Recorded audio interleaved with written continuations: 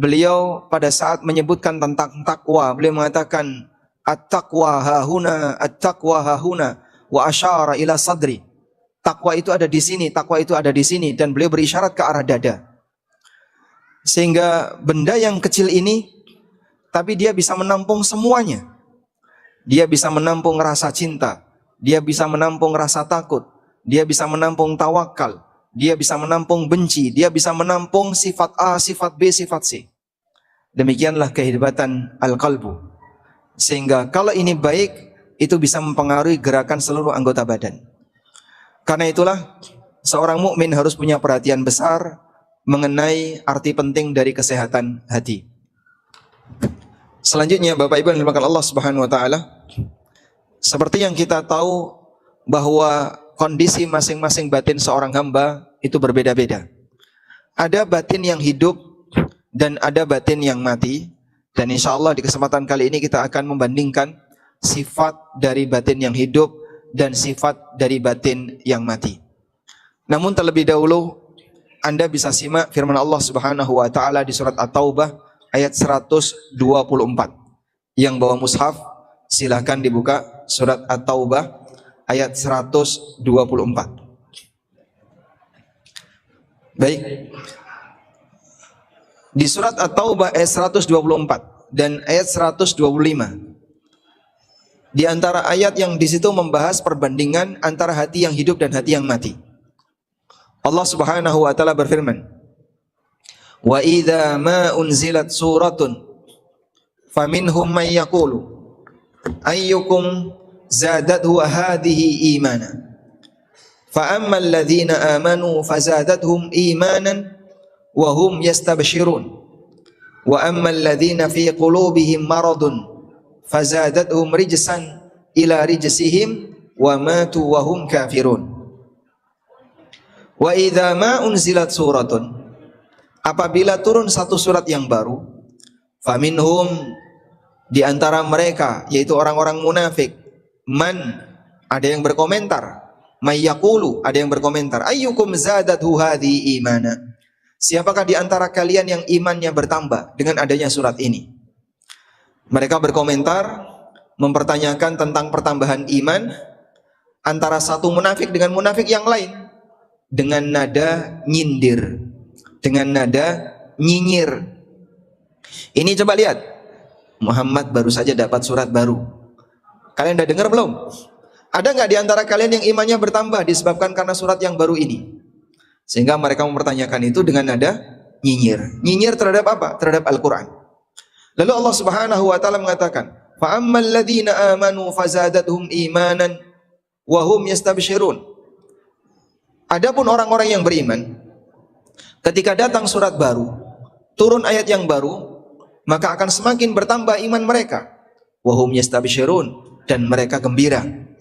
Wa ammal ladzina fi qulubihim marad, adapun orang yang ada penyakit dalam hatinya, fazadathum rijsan ila rijsihim wa matu wa hum kafirun, maka keberadaan surat yang baru tadi akan semakin menambah kotoran dalam hatinya, wa matu wa hum kafirun, dan mereka mati dalam kondisi kafir. Baik, Bapak Ibu yang dimuliakan Allah Subhanahu wa taala, ayat ini menjelaskan tentang salah satu di antara contoh bagaimana sifat hati yang hidup dan hati yang penuh penyakit bahkan menjadi hati yang mati.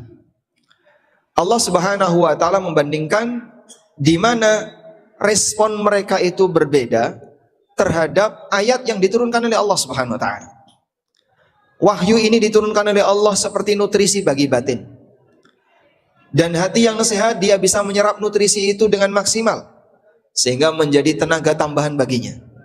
Ibarat badan yang sehat. Orang itu kalau badannya sehat, dikasih makanan yang enak, rasanya gimana? Terasa enak.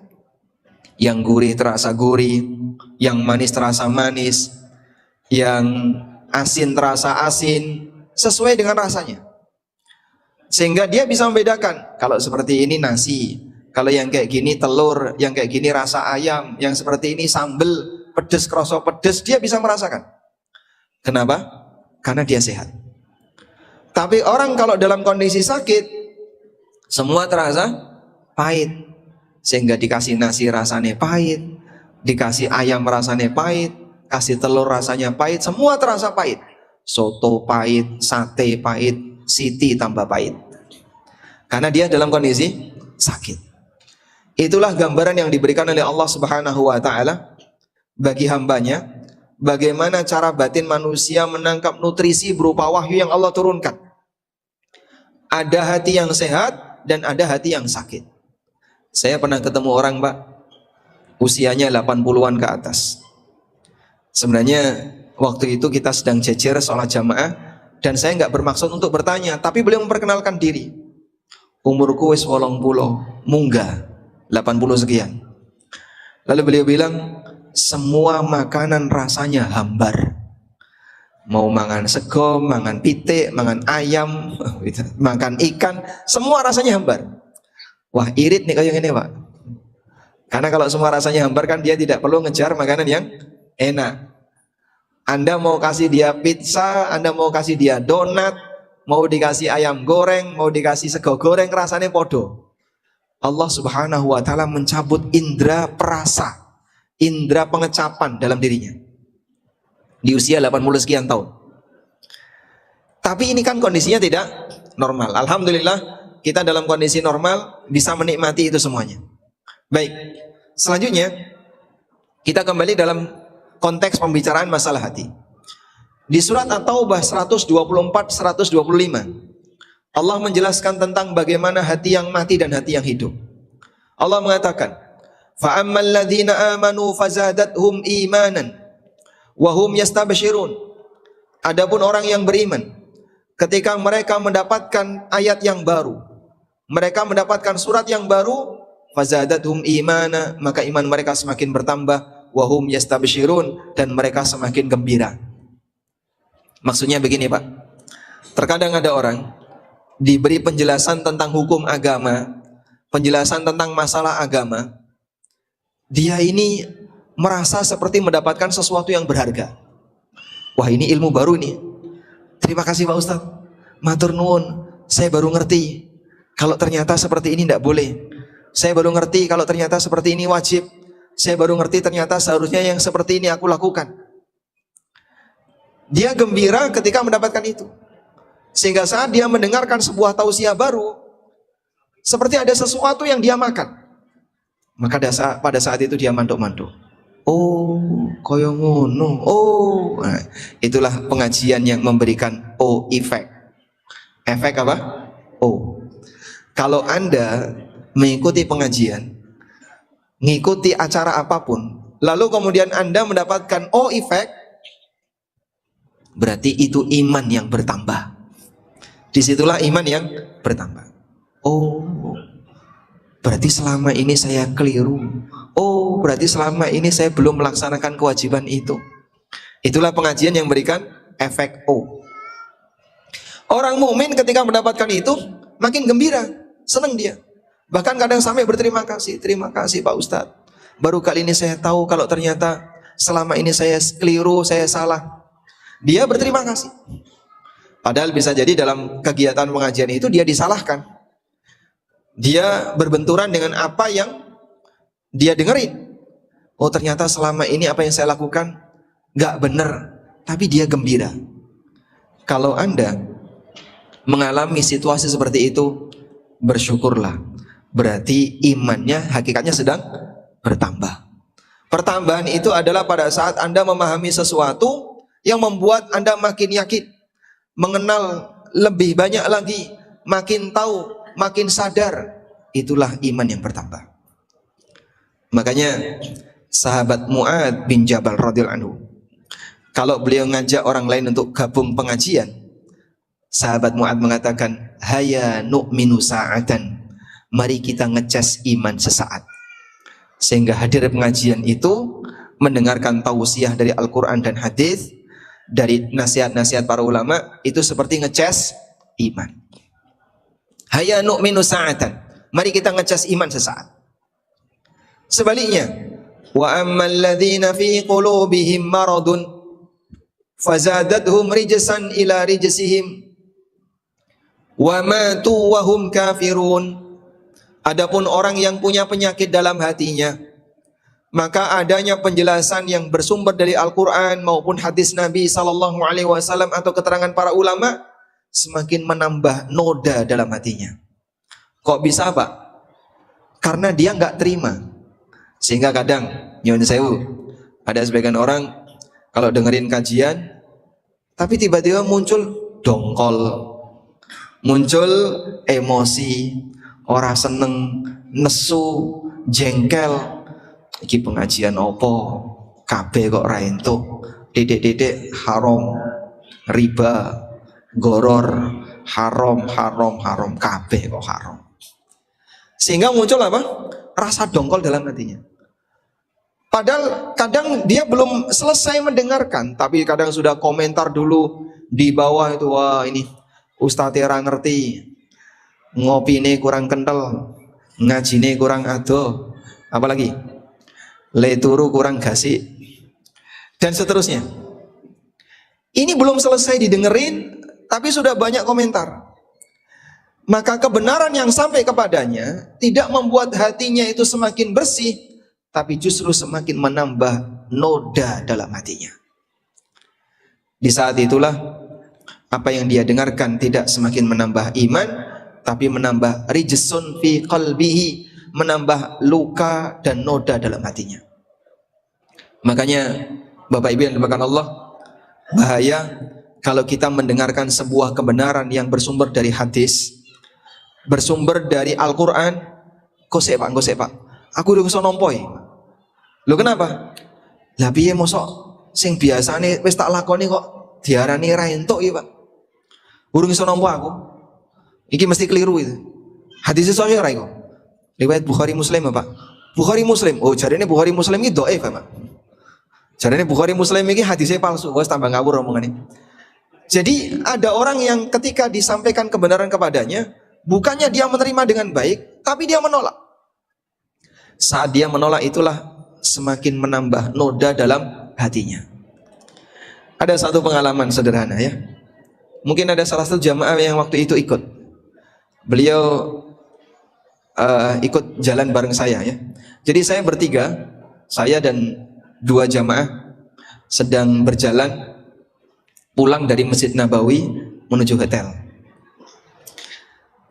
Lalu kami ketemu dengan orang yang dia cukur pelontos, tapi disisakan sebagian rambut gondrong. Jadi depannya cukur, kanan kirinya cukur, tengahnya ini gondrong, sampai dikucir, bisa dikucir. Nah, terus saya memperkenalkan diri. Kenalkan, saya ini dari Jogja.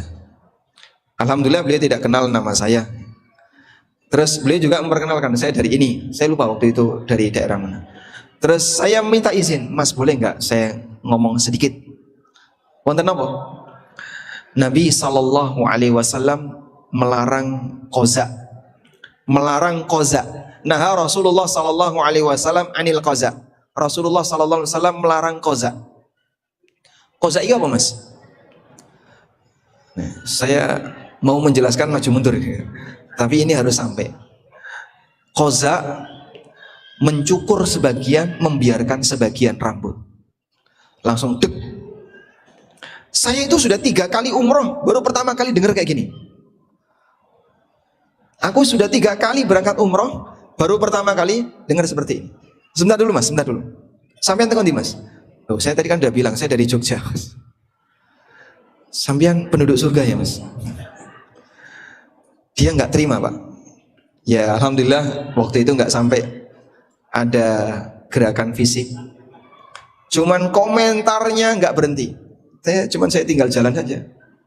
Terserah dia mau ngomong apa. Sampai manggil-manggil dari situ. Oh ini ahli surga ya Mas. Ahli surga. Saya itu sudah 3 kali umroh, belum pernah dengar kayak gini. Diulang-ulangi kayak gitu.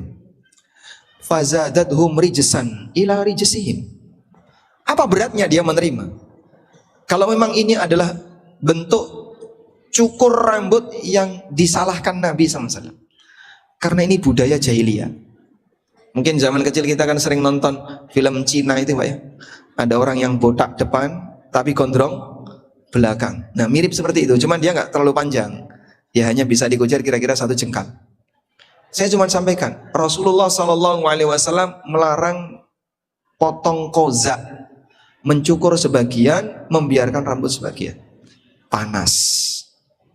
Baik, maka kalau kita menerima sebuah kebenaran dan ternyata kebenaran itu bertentangan dengan kebiasaan yang kita lakukan, jangan sampai kita emosi. Sebab kebenaran itu tidak semuanya sesuai kemauan kamu. Syariat ini mengatur apa yang dilakukan oleh manusia, bukan manusia harus mengatur syariat. Nah, dari sinilah kalau Anda merasa gembira saat menerima ilmu yang baru, terus merasa senang, bersyukurlah kepada Allah. Mudah-mudahan ini tanda bahwasanya hati kita adalah hati yang sehat. Maka nutrisi ilmu yang kita dapatkan bisa kita telan dengan nikmat. Bahkan kita gembira. Dan seperti itulah hatinya para sahabat. Sehingga hati para sahabat ketika mereka menerima kebenaran yang baru, mereka merasa gembira. Khamr itu diharamkan oleh Allah secara bertahap. Tahap yang pertama, ketika Allah Subhanahu wa taala haramkan khamr, Allah turunkan firman-Nya, yas'alunaka 'anil khamri wal maisir, qul fihima itsmun kabirun wa manafi'u linnas. Mereka bertanya kepadamu wahai Muhammad tentang khamr dan judi. Sampaikan, dalam praktek khamr dan judi itu ada sisi baik dan ada sisi buruk. Wa itsmuhuma akbaru min naf'ihima, tapi dosanya lebih gede daripada manfaatnya. Dosanya lebih gede daripada manfaatnya. Allah tidak menafikan manfaat khamr. Khamr itu ada manfaatnya. Coba Bapak Ibu bisa nggak menyebutkan apa manfaat khamr? Apa manfaat khamr? Ya? Menghangatkan badan. Marakno edan ya? Itu bahayanya khamr. Khamr itu bahaya bagi badan. Manfaat yang disebutkan dalam ayat ini, qul fihi ma itsmun kabir wa manafi'. Manfaat di sini yang disebutkan dalam Al-Qur'an adalah manfaat ekonomi, Pak. Manfaat ekonomi itu maksudnya apa? Payu didol. Sehingga bisa mendapatkan harta dari hasil menjual khamr. Apalagi khamr ini termasuk salah satu komoditas ekspor Madinah. Diekspor kemana, Pak? Ke daerah Syam atau daerah Yaman yang penduduknya adalah beragama Nasrani. Musim dingin di Syam mereka mengkonsumsi khamr. Musim dingin di Yaman mereka mengkonsumsi khamr. Dan diekspor dari Madinah. Kurma yang demikian banyak, nek mong dipangan tok rantai, Pak. Akhirnya diperas, diperam jadilah khamr, bisa dijual ke Syam, bisa dijual ke Yaman jadi uang. Manfaat ini tidak dinafikan oleh Al-Quran, ya. Tapi ketika sahabat mendapatkan ayat ini, Umar bin Khattab mengatakan, Allahumma bayyin lana fil khamri bayanan syafiyah. Ya Allah, jelaskan kepada kami tentang hukum khamr dengan penjelasan yang gamblang. Lalu berikutnya turun ayat, la taqrabus salata wa antum sukara hatta ta'lamu ma taqulun. Kalian enggak boleh mendekati salat dalam kondisi mabuk sampai kalian sadar apa yang kalian baca. Karena waktu itu kejadiannya ada sahabat yang beliau membaca surat Al-Kafirun ngimami salat dalam kondisi mendem. Qul ya ayyuhal kafirun. Ayat tekan-tekan, la a'budu ma ta'budun wa la antum a'buduna ma a'bud, la a'budu ma ta'budun. Kok muter tekan-tekan? Sampai dia mengucapkan a'budu ma ta'budun, la-nya hilang. Aku akan menyembah apa yang kalian sembah. Gara-gara dia mabuk. Orang mabuk ngomongnya ngawur, tapi salat akhirnya dilarang oleh Allah. La taqrabus salata wa antum sukara. Dengan adanya ayat ini membatasi kesempatan bagi para sahabat untuk minum khamr. Sehingga mereka minum khamrnya setelah Isya. Mendem subuh udah sadar.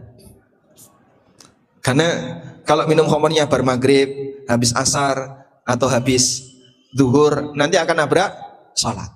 Sehingga mereka pilih waktu ketika itu. Tapi sebagian sahabat mengatakan, Allahumma bayyin lana fil khamri bayanan syafiyah. Ya Allah, berikanlah penjelasan kepada kami tentang khamr dengan penjelasan yang gamblang. Karena menurut beliau, kayaknya Allah Subhanahu wa taala masih akan menurunkan hukum tentang khamr dengan hukum yang lebih tegas. Karena sampai di situ belum tegas. Dan masih banyak sahabat yang minum khamr. Kenapa sih Pak kok mereka minum khamr? Di masyarakat Arab ketika itu, minuman utamanya air putih dan ada 2 minuman pendamping. Kita kan punya minuman pendamping ya. Kalau saya bertamu ke rumah Bapak, minuman apa yang Bapak tawarkan? Hah? Teh atau pernah nggak yang nawari, mau jus apa Mas? Jus jambu atau jus tomat atau ada Pak? Rumah mana yang ketika datang tamu ditawari jus? Ada? Yang di warung. Umumnya mau minum teh atau kopi. Minuman pendamping ketika itu khamr atau susu. Makanya pada saat Nabi SAW Isra Mi'raj didatangi oleh Jibril, dan Jibril membawa 2 gelas. Yang satu berisi apa? Khamr. Yang satu berisi susu. Nabi SAW milih apa? Milih susu. Dan ketika itu khamr belum diharamkan. Loh kok Jibril menawarkan khamr? Karena ketika itu beliau masih berada di Mekah, khamr belum diharamkan. Nabi SAW memilih susu. Lalu kata Jibril, laqad ikhtartal fitrah, engkau telah memilih fitrah. Walaupun khamr belum diharamkan. Sampai kemudian turun firman Allah Subhanahu wa taala, innamal khamru wal maisiru wal azlam wal ansab wal azlam rijsun min amali syaitan fajtanibuhu la'allakum tuflihun. Kemudian turun firman Allah, sesungguhnya khamr, judi, kemudian praktek mengundi nasib, berhala, itu semuanya adalah perbuatan setan, jauhilah agar kalian beruntung. Maka saat turun ayat ini, khamr 100% diharamkan. Umar radhiyallahu anhu mengatakan, intahaina rabbana, kami berhenti ya Allah, kami berhenti. Karena sahabat punya satu prinsip, begitu dilarang, sami'na wa ta'na. Dan ketika itu resikonya besar. Apa resikonya? Mereka harus membuang semua simpanan khamr yang mereka punya. Akhirnya Nabi SAW merintahkan, ahriku, buang semuanya. Khamr ditumpahkan sampai Madinah itu becek khamr. Kebayang nggak Pak, jalanan becek khamr Pak? Kalau Bapak cuma nuang air segayung, terserap tanah, hilang. Hujan itu kalau nggak deres, begitu selesai hujan, nggak becek. Tapi karena deres, tanah ini mengalami saturasi, jenuh. Ketika sudah jenuh, sehingga air sudah tidak bisa terserap. Khamr dibuang saking banyaknya sampai tanahnya nggak bisa menyerap, sehingga becek dengan khamr. Saking banyaknya khamr yang dibuang para sahabat ketika itu. Baik, itulah secuil kisah yang dialami oleh para sahabat. Bagaimana ketundukan mereka terhadap aturan Allah Subhanahu wa taala, walaupun itu bertentangan dengan ekonomi mereka, bertentangan dengan apa yang menguntungkan bagi hidup mereka, bertentangan dengan kebiasaan mereka, karena mereka terbiasa minum khamr tapi kemudian mereka tinggalkan. Selanjutnya, ketika hati itu hati yang sehat, maka hati ini akan bisa menerima kebenaran dengan baik, dan hati itu akan bisa menerima nasihat yang diberikan kepadanya. Kebalikannya, hati yang sakit, maka dia tidak mau menerima kebenaran dengan baik. Nabi SAW pernah menyampaikan dalam sebuah hadis riwayat Muslim dari Hudzaifah ibn Yaman. Bapak Ibu lihat hadis ini ya, fokus. Sudah pengen makan atau masih tahan lapar? Insyaallah ya, saya bacakan hadisnya. Kalau Anda mendengarkan firman Allah, simak dengan baik. Sebab itu firman Zat yang Maha Agung, Allah Azza wa Jalla. Kalau Anda mendengarkan sabda Nabi SAW, simak dengan baik. Karena ini sabda sang panutan manusia mulia Rasulullah SAW. Sebuah titah dari ngarsa dalam. Ketika dibacakan, maka seluruh abdi dalam dia nunduk mendengarkan. Walaupun yang dibacakan baru suratnya, bukan orang yang bicara. Sebagai bentuk penghormatan kepada ngarsa dalam. Maka Muslim harusnya memberikan penghormatan yang sama kalau ayat suci Al-Quran dibacakan, hadis Nabi SAW dibacakan.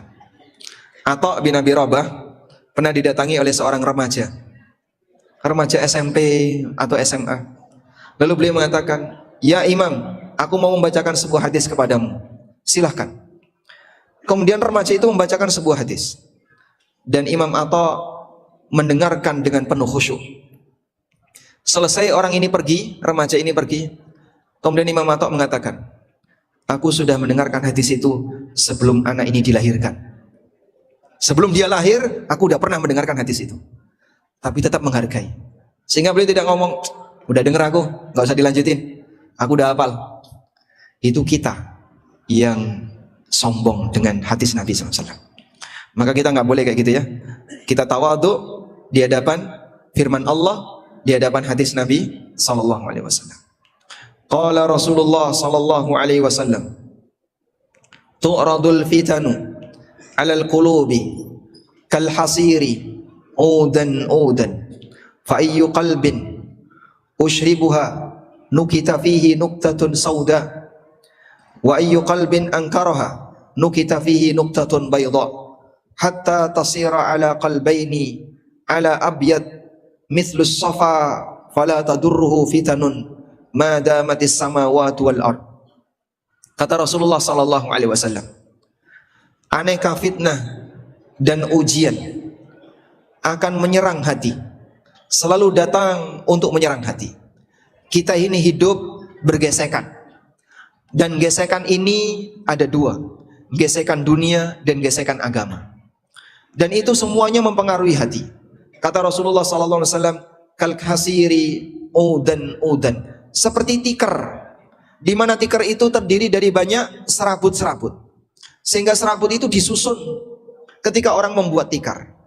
Maka hati ini berhadapan dengan aneka ujian sebagaimana serabut-serabut yang mendekat ke tikar, sehingga nempel satu, nempel dua, nempel tiga, nempel terus. Lalu kata Rasulullah sallallahu alaihi wasallam, hati manapun yang ushribuha, yang dia menyerap semua fitnah tadi, ketika ada gesekan apapun mempengaruhi hatinya, ketika ada fitnah apapun terserap dalam hatinya, maka satu noda, satu gesekan yang mempengaruhi hati akan dititikkan satu noda hitam dalam dirinya, akan dititikkan satu noda hitam pada hatinya.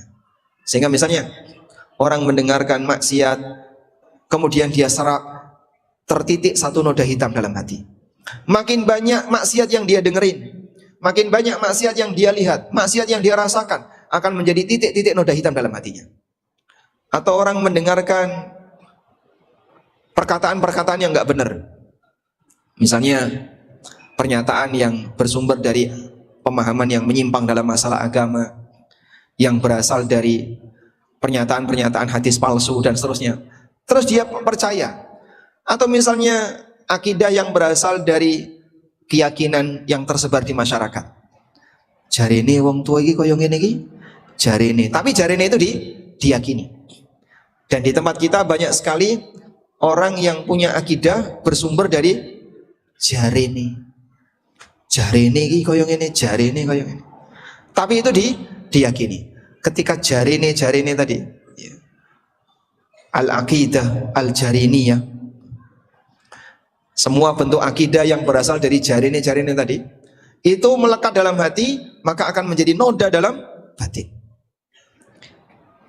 Wa ayyu qalbin angkaraha, dan hati manapun yang mengingkarinya, sehingga dia bisa seperti cermin melihat ini kebenaran, ini kebatilan, maka kebatilan dia tolak, kebenaran dia terima.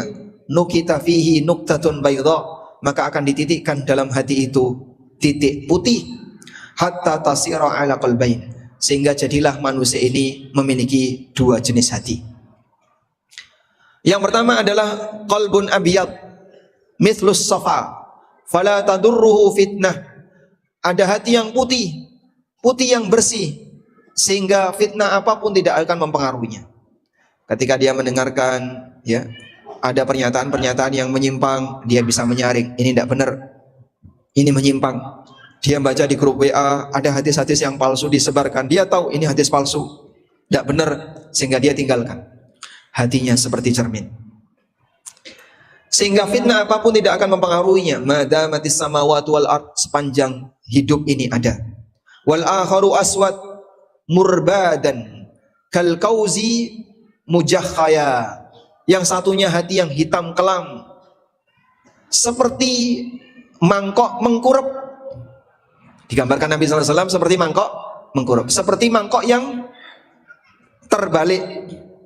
La ya'rifu ma'rufan wa la yunkiru munkara illa ma usyriba min hawahu. Dia tidak kenal apa itu ma'ruf, apa itu mungkar, sehingga datangnya kemungkaran maupun hal yang baik diserap semuanya, maka dia tidak bisa mengenali mana yang benar, mana yang salah, kecuali apa yang sesuai dengan hawa nafsunya. Baik, maksud dari hadis ini jamaah, seorang manusia ketika lahir, hatinya itu hati yang bersih. Nabi SAW menyebutnya sebagai apa? Fitrah. Kullu mauludin yuladu alal fitrah. Setiap anak terlahir dalam kondisi fitrah. Nah, anak yang terlahir dalam kondisi fitrah ini seperti wadah yang kosong. Seperti apa jadinya wadah ini? Tergantung siapa yang mengisi. Manusia itu, kalau dia tidak pernah belajar dari guru yang baik, maka dia akan belajar dari lingkungan, Pak. Sehingga keyakinannya sesuai dengan keyakinan lingkungannya. Maka apa yang dia yakini mengikuti apa yang menjadi budaya masyarakat. Dan di tempat kita kan banyak kayak gitu ya. Apa yang dia yakini sesuai dengan apa yang menjadi budaya masyarakat.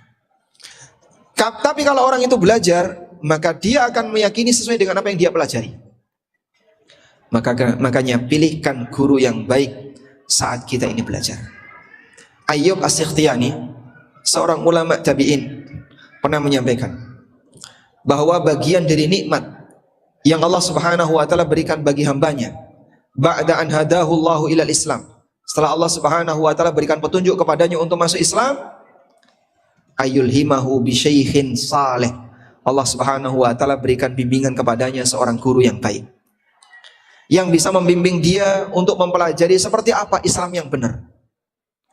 Dan di masa tabi'in sudah ada aneka pemahaman-pemahaman menyimpang yang muncul di kalangan kaum muslimin. Baik, karena itulah jamaah yang dimuliakan Allah, hati yang baik adalah hati yang dia bisa menerima kebenaran dengan maksimal, tahu mana yang ma'ruf dan mana yang mungkar. Untuk mengukur itu, kata Ibnu Qayyim rahimahullah, beliau mengatakan, utlub qalbaka fi thalathah. Coba kamu cek kualitas hatimu dalam 3 keadaan. Silakan kamu cek kualitas hatimu di 3 keadaan. Yang pertama, inda sima'il Qur'an, ketika mendengarkan Al-Quran. Sejauh mana respon batinmu ketika mendengarkan Quran? Orang paham itu Pak? Bisa jadi karena hati kita, hati yang terkunci, mati. Makanya Allah Subhanahu wa taala menyebut dalam Al-Quran, afala yatadabbaruna al-Quran am ala qulubin aqfaluha. Apakah mereka tidak mentadaburi Al-Quran, ataukah hati mereka terkunci sehingga mati? Maka dia baca Quran, Quran menyebutkan di situ permisalan tentang binatang. Quran kalau menyebut permisalan kan enggak tanggung-tanggung ya. Nyebut apa? Binatang. Mathaluhum kamathalil kalbi in tahmil alaihi yalhath au yatrukhu yalhath. Mereka ini seperti anjing. Bapak biarkan melet-melet, anjing digesah juga melet-melet.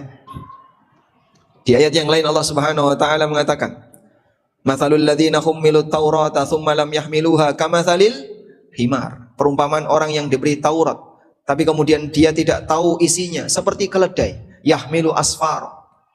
Sehingga Quran kalau memberikan perumpamaan itu enggak tanggung-tanggung, nyebut binatang. Kamu lupa disebut binatang, kamu enggak sadar Pak? Aku kurang ngerti Mas. Itu seperti yang pernah dikatakan oleh Hasan Al-Basri. Rubba qari'il Qur'an wal Qur'anu yal'anu. Banyak orang yang maca Quran dan dia dikutuk oleh Al-Quran. Betapa banyak orang yang membaca Quran dan dia sendiri dilaknat oleh Al-Quran. Tapi dia nggak ngerti. Pak, yang kamu baca itu kamu sendiri loh Pak. Mosok sih Mas? Coba Bapak terjemahkan. Baca terjemahannya. Aku kurang ngerti. Yang disebut sebagai binatang itu kamu loh Pak. Mosok sih? Aku kurang ngerti. Itulah contoh hati yang mati. Maka kata Ibnu Qayyim, coba ukur kualitas hatimu di 3 keadaan. 1, saat baca Quran. Kalau kamu membaca ayat Al-Quran gak kroso blas sama sekali, berarti seperti yang Allah firmankan, afala yatadabbaruna al-Quran am ala qulubin aqfaluha. mereka tidak mau mentadabburi Quran karena hatinya hati yang mati. Yang kedua kata beliau, wa fi majalisi dzikri, ketika di majelis zikir, dan yang dimaksud majelis zikir adalah majelis ilmu. Allah menyebut Jumatan itu sebagai majelis zikir. Fas'au ila dzikrillah. Idza nudiya lis-salati mi yaumil jum'ati fas'au ila dzikrillah. Kalau kamu dipanggil suara adzan di hari Jumat, maka bersegeralah menuju zikrullah. Apa kegiatan Jumatan, Pak? Kegiatan Jumatan itu apa, Pak? Yasinan atau tahlilan? Tidak. Kegiatannya apa? Khatib berkhutbah menyampaikan tausiah, didengar oleh jamaah. Itu disebut oleh Allah dengan fas'au ila dzikrillah. Bersegeralah menuju zikrullah. Itulah majelis zikir. Yang kata Atha bin Abi Rabah, majlisun yuzkaru fihil halal wal haram. Majelis yang disebutkan di sana halal dan haram. Sehingga disebut sebagai majelis zikir. Sudah? Ada apa di majelis zikir kok bisa dijadikan sebagai alat ukur untuk melihat tingkat kesehatan batin? Sejauh mana respon Anda terhadap ilmu? Yang kayak tadi, ada yang mau menerima, ada yang dongkol, ada yang bergembira, ada yang sedih. Dalam satu forum kajian, jamaahnya tidak seragam. Ada orang yang ketika mendengarkan kajian, dia merasa saya disalahkan di sini, tapi saya terima. Ada yang ketika mendengarkan kajian, opo isini kok mau nyalah-nyalah nih, moh ramo ragilem nompo, sesuk mana jadi undang. Sehingga dia nggak mau terima, dia jengkel. Disitulah kita bisa ngukur sejauh mana kamu bisa menerima kebenaran. Sudah? Yang ketiga, kata beliau rahimahullah, wa fi awqatil khulwah, ketika kamu sedang sendirian. Pada saat kamu sedang sendirian, saat kita sendirian, barulah kita diuji. Apalagi di zaman internet lancar, Masya Allah. Sehingga kalau orang sudah bersama dengan HP-nya, tidaklah orang berduaan dengan internet, kecuali yang ketiganya adalah setan. Apa yang dilihat? Ya sembuh mas, ya ngonoku. Apalagi dia bersama dengan internet, bersama dengan HP, bersama dengan iPad, bersama dengan internet, dia bisa akses apapun. Dalam kondisi sendirian itulah ujian batin yang sejatinya. Sejauh mana dia berusaha untuk bertahan. Kalau di depan banyak orang, dia masih bisa jaim, jaga image, menampakkan orang baik, menampakkan orang soleh, menampakkan sebagai orang yang rajin ibadah. Begitu di belakang, beda rasa. Maka penentunya ada di mana? Di belakang. Karena itu, di antara sifat orang munafik, antara di depan sama di belakang, beda. Sehingga disebut sebagai manusia yang punya banyak warna. Mudzabdzabina baina dzalika la ilaha ula'i wa la ilaha ula. Wong munafik itu mudzabdzabina baina dzalika, bingung goncang di antara keduanya. Enggak ke kanan, enggak ke kiri, enggak jelas. Bermuka dua. Di depan dia menampakkan seperti orang soleh, begitu di belakang ternyata di balik itu aslinya beda. Makanya salah satu di antara alat ukur akhlak seorang mukmin dikembalikan kepada penilaian orang dekatnya. Nyun sewu Pak Ustadz, orang terdekat Anda itu siapa? Yang istri.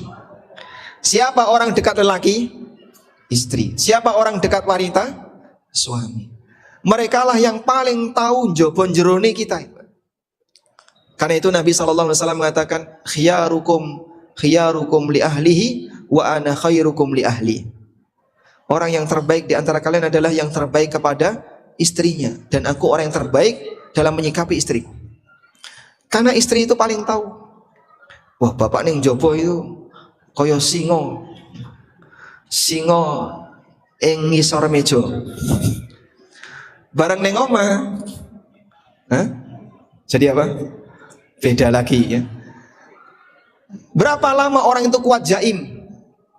Kalau di depan orang lain, dia kuat jaim selama 1 jam, 2 jam masih bisa jaim, jaga image. Begitu kalau sudah bersama dalam waktu yang lama, nggak bisa dia jaga image. Neng ngarep koyo ngene iki, Pak. Neng jero kok koyo ngene. Iya, ada yang beda. Ada yang beda. Makanya waktu khulwah, ketika Anda sendirian, di saat itulah ujian sebenarnya. Sehingga kalau kita waktu sendirian kok kemudian maksiatnya lebih dominan dibandingkan saat kita berada di tempat umum, ada yang masalah dengan hatimu. Lalu kata Ibnu Qayyim, fa illam tajidhu fi tilkal mawatin fas'alillaha ayyamunna 'alaika biqalbin fa innahu qallabalaka.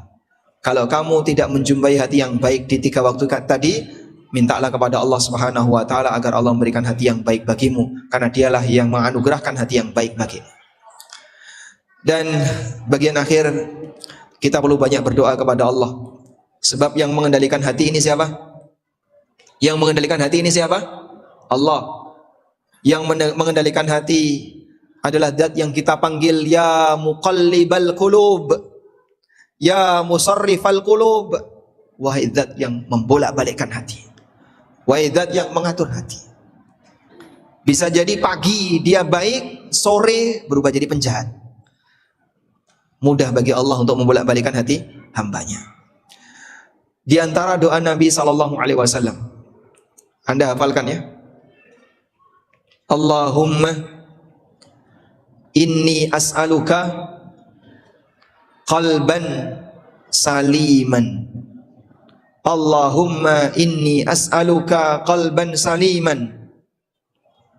Coba ditirukan. Allahumma inni as'aluka qalban saliman.